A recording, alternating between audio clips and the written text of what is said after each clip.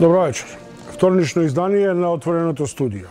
Во првиот час ви нудам два разговори за една тема која не обкружува, која до вчера беше табу, која се уште не е социализирана до рамките на една зрелост на општеството, а тоа е каков е нашиот однос кон луѓето со попреченост.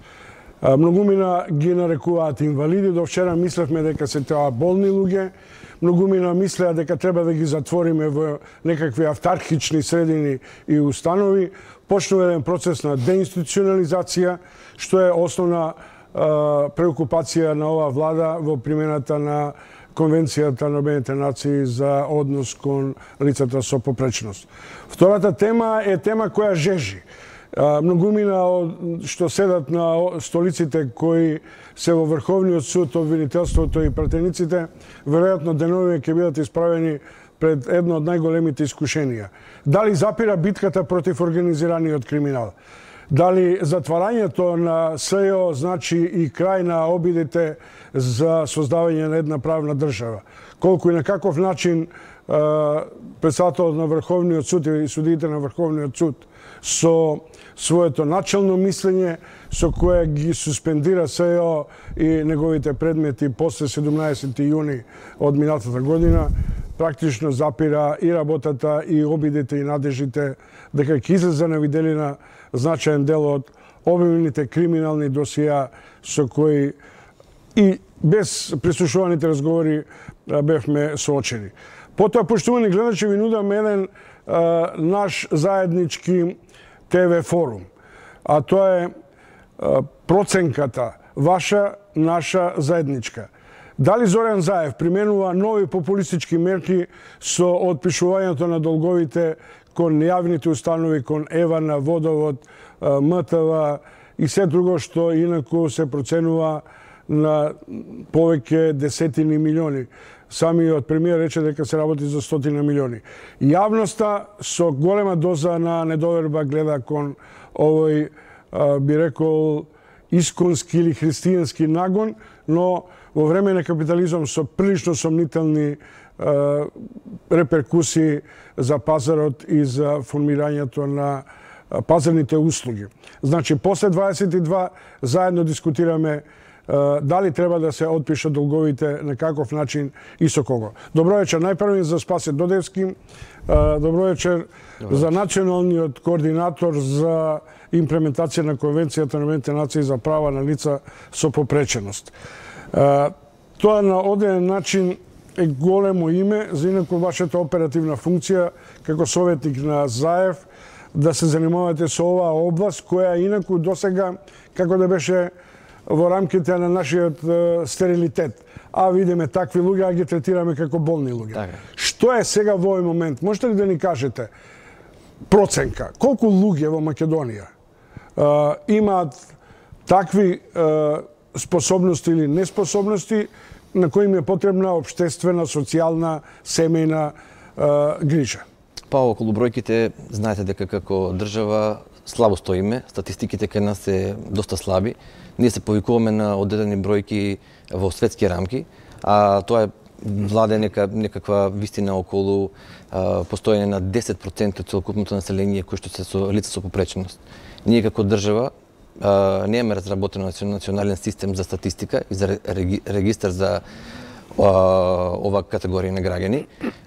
Меѓутоа, тука негде околу 10% ги проценуваме овие бројки, иако таа бројка, мислиме дека бројките се релативни, бројките ги црпиме сепак од министерствата во однос на правата кои што ги добиваат лицата со попреченост во добивање на додатоци, во однос на регистрацијата во образование, каде што се во здравство, во здравствената заштита и така натаму. Господин Додевски, ми се чини дека се извинувам, во овој општ наш социолошки, културолошки, па и развоен амбиент, многу предрасуди имавме околу инклузијата на овие луѓе. Дали се разбива таа тема дека нив треба да ги затвориме во својидне гета, во родителските аури и така натаму? Дали родителите кој се клетка всушност на отварањето на децата кон општеството и општеството кон децата, ги сваќаат и придобивките и предностите, а и кои се критичките обсервации? До скоро време постоеше една летаргија на сите нивоа во општеството, пред се исто така и кај родителите, меѓутоа најголемата летаргија беше непостојањето механизми и непостојањето активности во однос на разбивањето на таа летаргија.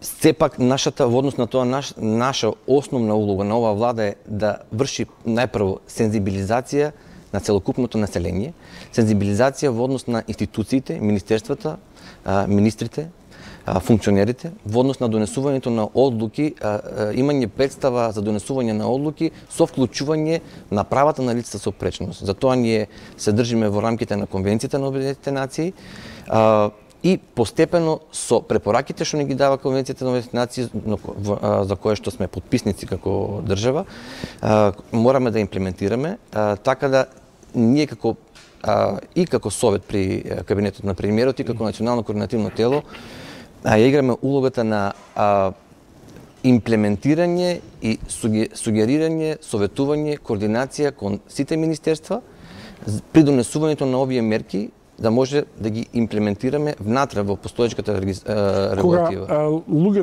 Кога пред се родителите во името на деловната способност или ограничена способност на своите лица за кои се грижат, се обраќаат до владините институции, да не е надминат онаа рамка дајте ни пари и доволно ни е грижата. За жал во минатото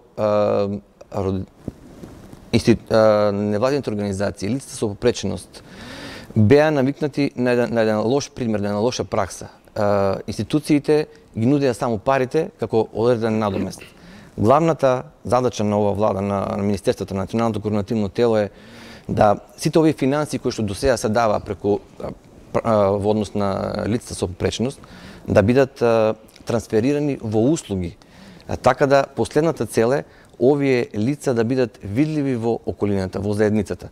Да им се овозможи услуги во домот, услуги во однос на лична асистенција, во однос на средства во однос на разбивање на тие бариери и физички, и психички, институционални, така да вклучувајќи ги сите тие услуги, а не само вештачко давање средства, да им се овозможи социјална инклузија. Тоа е основната цел и тоа го заговарат Обединетите нации и Комитетот при Обединетите нации. Како да ги убедиме и да ги разбиеме стереотипите? Училиштата пред ученици се разбира врз основа на домашно воспитување, но наставниците, како да ги убедиме компаниите дека тие се исто така на оден начин со ограничена деловна, но работна способност. Како да ги ограничиме високо, да ги оспособиме високообразовните институции дека дел од нив може да студираат. Јас во една претходна серија на вакви дебати имав гостин, едно младо девојче од Тетово и таа стана сега дипломиран македонист. Иако работи во фирмата на својот татко во Тетово и со сите нејзини ограничувања станува прилично активен субјект. Како сето тоа да го разбиеме? Прашавте во почетокот која е улогата и на советникот и на националниот координатор, на националното координативно тело. Улогата е во буткање на сите бариери фронтално. Тоа е доста огромна област. Се работи за сите клучни министерства, клучните области, здравство, образование, труд и социјална политика, но и сите останати министерства. Во сите тие министерства, во сите тие области ние настојуваме и работиме секојдневно, макотрпно во однос на сузбивање, тоест сензибилизација, вклучување на овие лица во рамките на правата нивни кои што ги заговара конвенцијата. Така да општеството мора да им понуди услуги, тоест тоа што го викаме прилагодување, соодветно прилагодување во сите нивоа на животот. Кои се приоритетите на така речената современа грижа, да речам условно, со која сега националното тело ќе менаџира, ќе иницира законски промени и еден општ сензибилитет на општеството ќе создава таков еден амбиент. Приоритетите се општото функционирање на сите лица со попреченост. Не можеме да издвоиме одредена област каде што таа е најприоритетна во однос на тоа. Меѓутоа, ми се чини дека образованието е една од најклучните области каде што треба се делува. уште од најмала возраст и децата со попреченост и останатите деца треба да бидат обучени дека средината во редовното образование е клучната средина каде што може да се снајдат да си ги покажат своите можности и овие деца со попреченост. А на останатите деца треба да се обучат во оваа средина дека постојат и други деца со попреченост, меѓутоа сите да бидат на исто ниво.